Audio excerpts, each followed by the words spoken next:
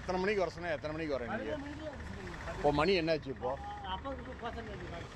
வா அங்கே வா, அப்படி வா, ரோடை பார்த்து கிராஸ் பண்ணு பார்த்து.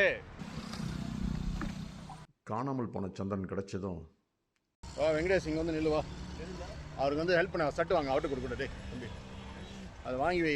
5 ரோடு பகுதியிலிருந்து 10 ரூபாய் சாப்பாடு கடைக்கு இருசக்கர வாகனத்தில் கூட்டிகிட்டு வரும்போது அவர்கிட்ட இருந்த அளவுக்கு அதிகமான வியர்வையும் அழுக்கும் கலந்த வாசனையை கவனித்தோம். அதனால் அவரோட நலன் கருதியும் மற்றவங்களோட நலன் கருதியும் கடைக்கு எதிரே இருந்த கார்ப்பரேஷன் தண்ணி தொட்டியில் அவரை குளிக்க வச்சோம். நீ எப்போ குளிச்சா? வாரத்துக்கு ஒரு வாட்டி, மாசத்துக்கு ஏதாவது இந்த நோம்பி நாளைக்கு குளிச்சிருவியா? மற்ற நாள் குளிக்கிறது இல்ல.